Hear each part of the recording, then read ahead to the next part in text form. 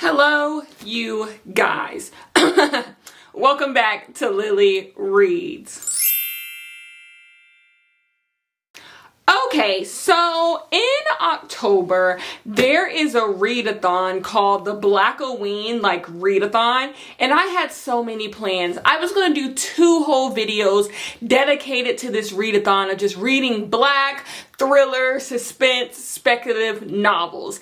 And I decided to be mixy. It was my birthday month. I decided to be mixy. I decided to do stuff. And I didn't do much reading in October. And so I did not have enough time to get the videos up for the Blackoweenathon because I didn't read the books. So I decided I am going to come on here and turn the first week in November to my Blackoweenathon. I did order merch. I don't know if it's gonna come yet. It hasn't come yet, but I ordered merch. Maybe we can wear that in here. I am going to dedicate this video to reading Black murder mystery. So we have 3 books on the docket. We have Body and Soul Food by Abby Collette. She is the writer of the Deadly Inside Scoop series that a lot of people love. I haven't read that yet, but we're going to start her next series, which is Body and Soul Food. This is the first book we're going to read for this video. Then we are going to read Valerie Wilson Wesley, A Glimmer of Death, which is also a murder mystery book. And yeah, I'm excited. It's a series as well. Then we're going to read Like a Sister by Kalia Garrett. I don't know. I've seen this book around, but I've never heard anyone actually talk about this book and what this book is about and what's going on in it. So I thought that would be perfect. 3 books about dead people and trying to figure out how they were murdered. So I am excited to do this. Blackoweenathon starts right now for me. We're going to start with Body and Soul Food. I come to you guys pissed as shit. So I am reading Body and Soul Food, and this book just decides to spoil 2 Agatha Christie novels. Thank God I didn't read this book last month or on my own when I bought it, because I would have been spoiled for 2 Agatha Christie books. This book just spoils Murder on the Orient Express and spoils Death on the Nile. Here's the thing. We have to discuss spoilers. This book should have a content warning for spoilers. It should have a content warning for spoilers because here, Agatha Christie spoilers ahead.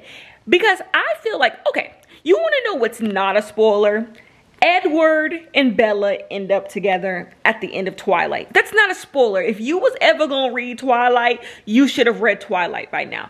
But I just feel like there is not a statute of limitation on murder mystery novels. I feel like you should keep murder mystery novels, whodunit, the what's going on, a secret no matter what. Like, I don't care that Death on the Nile was written almost 100 years ago. You should keep that a secret. It's kind of like how I was never spoiled for And Then There Were None.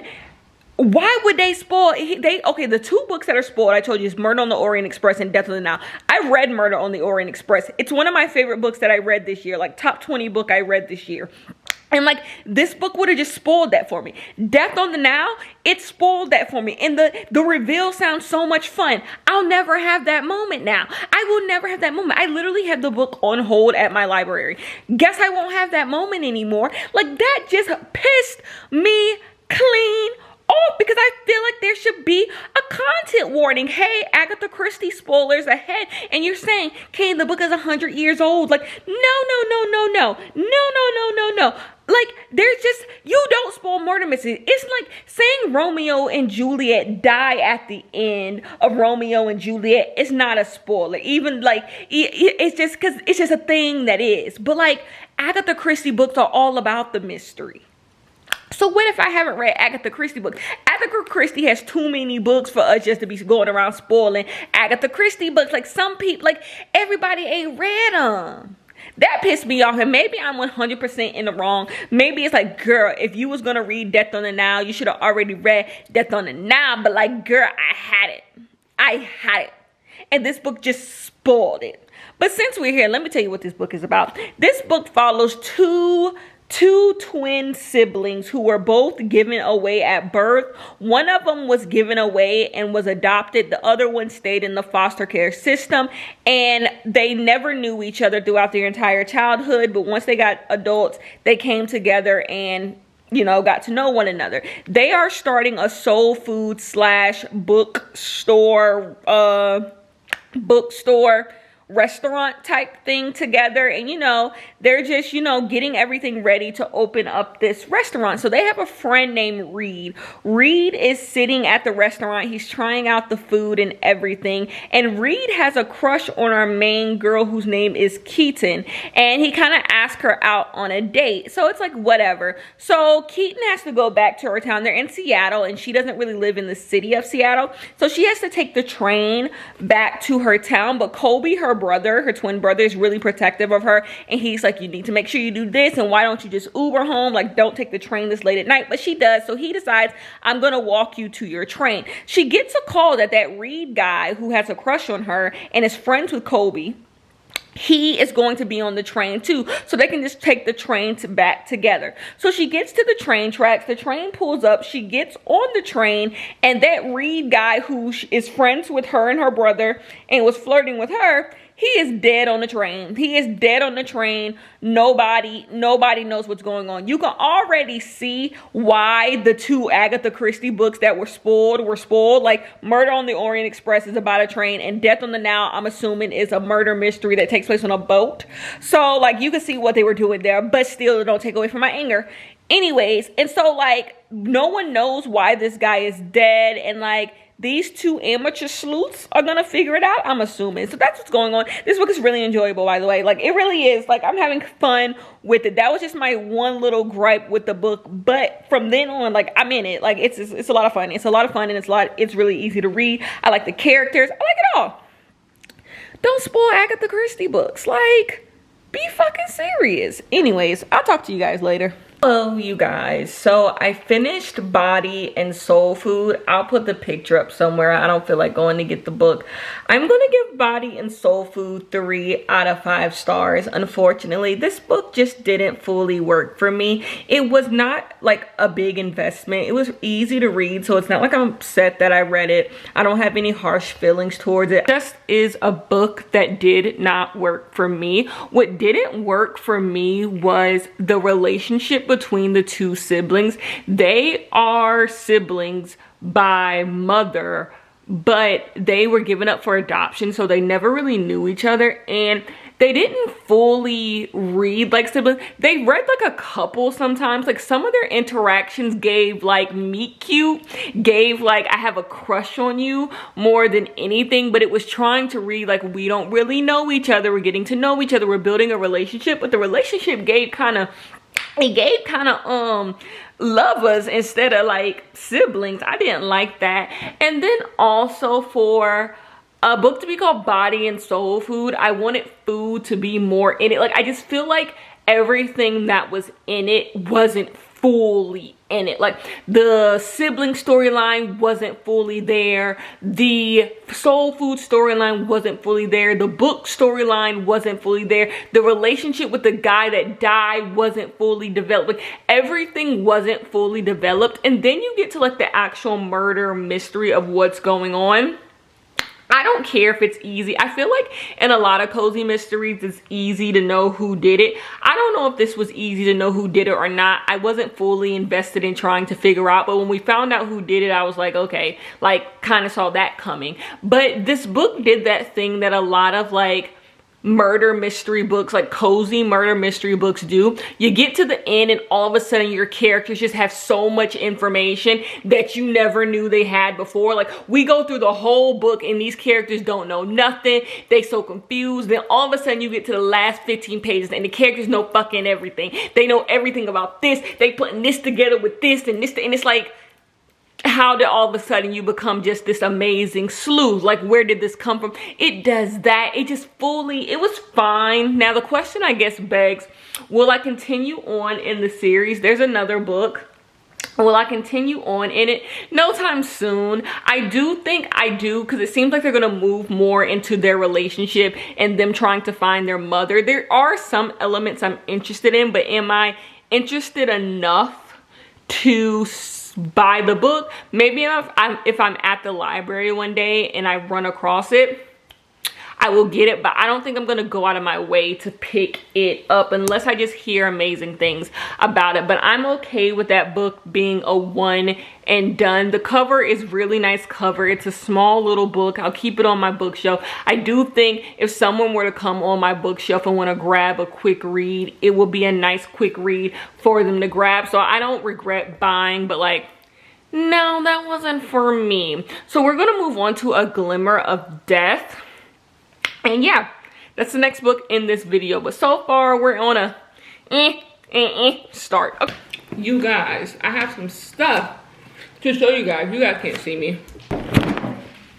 One of these things has absolutely nothing to do with what we're here for today, which is books. But the other one does. You guys, I have always wanted some Always pants. And I always wanted them in that like lavender color because, you know, I'm girly. And they were always out of stock. But recently, they got the lavender you've seen these pants before. Once I show you, you'll be like, oh, I've seen these. But they got the lavender ones in stock for like the first time in like a year. And they were on sale for like $35 off. So I had to get my hands on them. They come with like a spoon. They come in so much packaging that I have to recycle. This is the lavender color. Look how amazing this is. I know these pans have like all types of uses. They're like 6 pans in one. I don't know nothing about all of that. I'm probably gonna cook the same old regular, degular, smegular shit that I usually cook in my pans, but it's the color. So it comes with a steamer, which is great. Do I know how a steamer works? No. I really don't. How do you steam stuff in a steamer? You put water on the bottom and then you put your stuff in and it steams it? I don't know. Let me get the pan out. This is the pan. Well, the pot. Boom! Look how fun and amazing this is. This is a nice deep pot. Thanksgiving is around the corner. I plan on being a hostess with the mostest. These pots are just in time. And I got them on sale. But I actually bought 4 pots. The other 4 came on a couple days ago. So I already opened them, so I'll just show you these. But I got the cast iron as well. And I got the mini pot. But like I said, they came a few days ago and I don't feel like going to get them. So we got a lid again.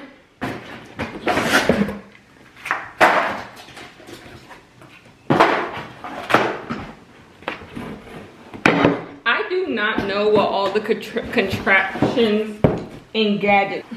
Okay, maybe I'm wrong. Maybe your new nesting steamer for dumplings, veggies, and more. So actually, this I think is the steamer.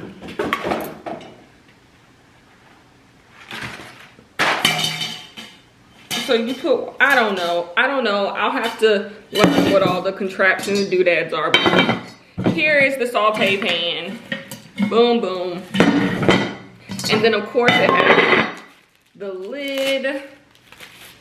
I hate that I have all this paper that I have to now break down and put in recycling. And you do that.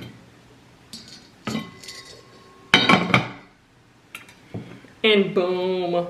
You see the lid sticks right in. Enough of that. I have to show you guys my Fairyloot box. I forgot that I signed up for Fairyloot out of nowhere. So I went on the registry like to get the adult fantasy box. Just the book only. I don't need all the crap that comes with the Fairyloot box. I just want the book. And so then I was on the wait list for like ever, and then finally they took me off the wait list and I signed up to get the book. But I forgot this was the first month that I signed up for. So let me open up our Fairyloot box if I can. Okay, so let me show you guys my Fairyloot. So I don't read fantasy books, but I thought for next year, if I get the Fairyloot box, I can start reading like at least one fantasy book a month. I'll just read whatever Fairyloot sends, you know. I'll actually use a subscription box how it's supposed to be used, and I will just read the one book that comes in the Fairyloot box. So I got the adult fiction one. So if you don't know about Fairyloot is a subscription box, and like they come out with like special covers, special all types of things for like fantasy books that are coming out, whatever. So the book that I got this month is Poster Girl by Veronica Roth. Of course, my first time getting Fairyloot would be a Veronica Roth book, which I already own a Veronica. It wouldn't be anything like, I know who fucking Veronica Roth is.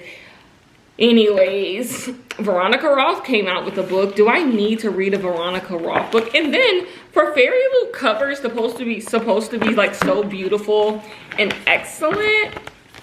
The only thing special about this book is the binding. Even the dust jacket, I mean the actual book is not that great. Like, I don't know. And then it's not even like all of the edges. Anyway, this is kind of a letdown because it's Veronica Roth who wrote the Divergent series, and it's called Poster Girl. I've never even heard of it.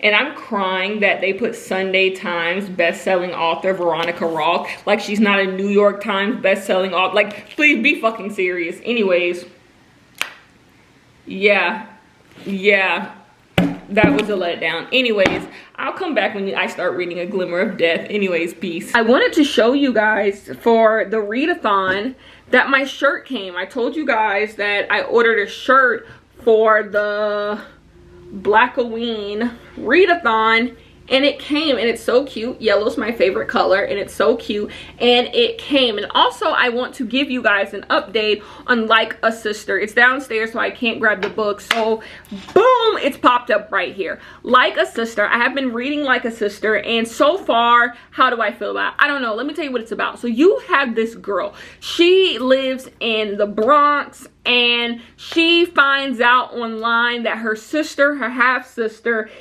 is dead via a drug overdose. Her and her half-sister have fallen out. They're not as close as they used to be at one point. The reason why her death was all over like social media is because their father is like this high-powered like rapper turned record producer, and basically so they know his daughter, and like she's, you know, she's always been in the news. She was on a reality TV show and all that stuff, so it's kind of like reality TV star dead by drug overdose type thing. So as more information starts to come out, they find out that she died of a heroin overdose, and our character thinks that's really weird because she never knew her sister to do heroin. The only thing she's really known her sister to do is cocaine. So she's like, this is really weird. My sister wouldn't even get her ears pierced because she is afraid of needles, but like she's doing heroin, she's shooting up heroin. That seems to be a little bit of a stretch. So as more things come out, she starts to believe even more that she could not have died of a drug overdose. There has to be some foul play someplace in here. So she decides to set off on her own investigation, her own sleuthing, to figure out what actually happened to her sister, because it seems like no one else really cares all that much. Overall, like, this book is like fine. Like, I'm interested. Like, I want to know what happened to the sister, but I'm not really interested. Like, I'm just not dying. Like, I know this book is just not gonna be one of my favorite books of the year, one of my favorite mysteries of the year. It's just a book that I'm reading, and it's like, okay, I'm getting the story, I'm gonna find out what happened to the sister, and I'm gonna go about my life. Like, it's just safe enough to be at most 3.5 stars. You get it? And I hate the dialogue in this book. I wouldn't say the dialogue is blackety black, which is what I hate in books, but the dialogue is cringy. Like, it's like cringy. It over explains things that it knows it doesn't need to explain, but it wants to be so relatable. Like, wasn't that a good simile? Wasn't that a good metaphor? Wasn't that a good way to explain this? And it's just like, Do I need that? Do I need it? So the writing is leaving a lot to be desired with me, but beyond that, it's fine. Like, I just feel like we're shaping up for a fine video, and I don't like this feeling. I don't like this feeling of a video just shaping up to be fine, but that's what it is. Like a sister, it's fine. I'm gonna finish it and I will come back with my final thoughts and finally tell someone if they should read this book or not. I've seen people unhaul this book, I've seen people haul this book, but I ain't seen nobody read the book. So I'm gonna tell you, it's definitely not unreadable. Like, oh my gosh, like people aren't reading this because it's just fucking terrible. It's not a terrible book. It's not a terrible book, but yeah, I am curious of what happened. We are getting a lot of players on the board, which is kind of confusing me. I'm getting some players mixed up, but it doesn't matter. Anyways, I'll talk to you guys a little bit later if I read some more and have some updates for you, okay? Peace. Hey you guys, I would like to come on here and give you guys my final thoughts on Like a Sister by Kelly Garrett. I'm giving this book 2 out of 5 stars. The entire time I was reading it, I thought I was going to give it 3 stars, but this book, number one, she has this saying that's like shit nuts. Anytime someone says something that throws her off or ruins her plans or whatever, she goes shit nuts. And it was irritating, and it's so damn annoying. I don't understand why no one in editing caught how annoying that is to read. Like, you just don't want to hear someone constantly say this like bizarre phrase it's supposed to be like quirky and like, oh my gosh. This book also has so many metaphors. It's so many things to remind you that our characters are black and they're black people, and like, oh my gosh, can't you relate to this? You're black. Or hey, if you're white, this is something that black people do. Like, it was just such a like, ooh, nod, wink, wink, wink. And it was just like, no, I need a little bit more finesse. But what really knocks this from a 3-star to a 2-star, because a 3-star is already, Kenya doesn't recommend you read it. But what knocks this down to a 2-star, to which like I'm annoyed that I read it, is that when all this book was her going from person to person to every single person in the book and being like, you killed my sister. The person like, no, I didn't. And then she's like, yes, you did. And then they're like, no, I really didn't. And she's like, but how could you not? You did. And they're like, let me explain to you why it couldn't have been me. And then that leads to her into her next person that she's going to interrogate. And so you're just going down every single person in the book until you get to the person who's done it. And it's just like, that's not how you write a mystery. Like, you can have all your players on the board and everyone be a suspect, but just going to every single person and being like, did you do it? And they're like, no. Like, it gets boring after a while, because you're like, okay, she's about to accuse this person of doing it. And what you end up doing is looking at the word count, looking at how many pages are left, and you're like, okay, there's 40 pages left, so this person may do it, because I don't think the book has that much time to like do somebody else. But then if you have 100 pages left, it's like, it can't be this person. There's too many pages left, so it has to be someone else. So that's what you end up doing, because like there's just no finesse, there's no, you know, weaving this mystery together. And so when you do get the whodunit, the motive for the whodunit is so weak, it's so easy, and it's just like, no, this book is a waste of my personal time. Not terrible, not the worst book I read. Just, I'm sure on my bookshelf, I have way more interesting murder, mystery type books. So like, no, this isn't for me. I am going to give it 2 out of 5 stars. I do not recommend it. Yeah. I don't even very much so like the cover either. I'm trying to decide if I'm going to unhaul it or not. And it's like, I don't know. How did I even get in possession of this book? I'm trying to remember. Did I buy this book? Like, how did I become in possession of this book? I don't know. And what made me read it for this video? I also don't know. I know how I became in possession of this book. Someone wrote an article about black murder mysteries, black fiction that was coming out either this year or last year, whenever this book came out, this year.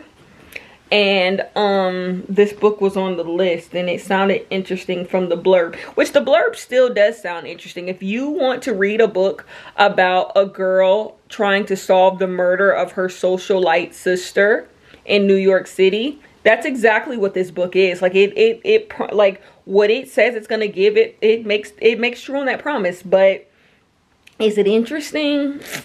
I don't think so. So yeah, anyway, we're gonna move on to A Glimmer of Death. I'm excited to move on to that one. It's a little short one, and then we'll wrap up the video. Hey you guys, okay, I want to come and give you guys a first update on A Glimmer of Death by Valerie Wilson Wesley. Okay, so in this book, we follow a grieving widow. Her husband unexpectedly died when he had an aneurysm, and she's been dealing with the loss of her husband financially, emotionally, and all of that. So they had a bakery together, you know, they were making money and all that stuff. But when he died, the bakery kind of went in bankrupt because she didn't want to bake anymore. And basically, you know, she ran out of his insurance money. So she had to get a job. So she decided she was going to be a real estate agent. She thought that would be easy enough. She'd sell a couple houses. It would keep her afloat. She's not trying to be rich. She's just trying to pay her bills and go about her life with her grief. So she's working at this real estate agent, and she has a boss. I think his name is Charlie, and he's insufferable. He is an insufferable boss, not because he's like on their ass. So like he's rude. He's that type of boss that's just like rude and, you know, says out of line thing. He has a gun. He like threatens them with a gun sometimes. He says he's joking, but no one likes the joke. Like, what are you talking about? You're gonna shoot me? And so it's been 6 months since she's been working at this real estate agency, and she ain't sold no houses. So Charlie threatens to like get rid of her because he's like, I'm tired of footing a bill for you, like you not worth your investment, and like I need money from you selling houses, so I'm gonna get rid of you. So when she's in the office talking to him about this, she realizes what she already knows. She has this like sixth sense where she can like smell death. She can smell when someone like death is near. She gets like she says like everyone has like a glimmer about them that allows for her to like know things about them that maybe they don't know about themselves or that other people don't know. So she has this like these like powers that give her insight on people. And she also can smell death. So when she's in the office getting this talk, she smells death. She smells like something's going to happen, but she thinks that what's actually going to happen, what she thinks the reason why she smells death is because someone committed suicide in that office a few months ago, something like that. So that's what she thought was the death smell. Well, she gets a call. She finds out, I think in the paper or something, that her boss is dead. The boss who was pointing guns at people, telling her she was about to get fired, he's dead. And so she's like, whoa. So she has a co-worker who she's like close enough with, you know, and he gets accused of the murder. And she's like, whoa, like not my co-worker getting accused. And so she decides she is going to figure out who actually killed her boss so that her co-worker doesn't go to jail for it. Overall, I think this book is fine. I know I'm going to give this book 3 stars. I already know. It's already shaping up to be a 3-star read. I don't care who did it. I like the characters enough. Like, that's the thing, was keeping this book solid and like an enjoyable read, I guess, is the characters are good. I like the characters. I love magical realism when it comes to the Black people. So I like the glimmer. I like the stuff about the family. Like, the characters are solid in this, so it's fine. Like, it's just a perfectly fine book. I think what I'm learning is I don't think I like murder mysteries.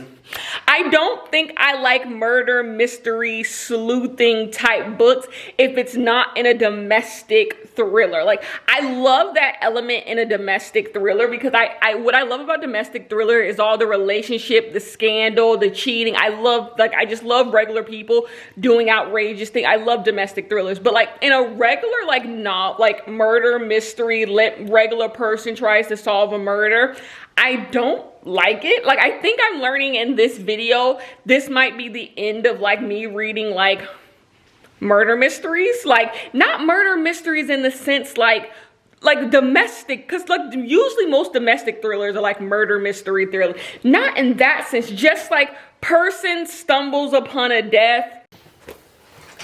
My camera died, so I'll finish here. But like, person stumbles on like a dead person and we're trying to figure out like who done it. Like, I don't think that is for me. I think I'd rather just read like an Agatha Christie book if I want to read a murder mystery. I just don't think just plain murder mystery is for me. Like, there's gonna have to be some other elements, because I'm thinking about the books I didn't like. I gave up on the Arsenic and Adobo series because I thought it was stupid. I'm giving up on Finley Donovan, I think. I didn't really love none of the books in this video.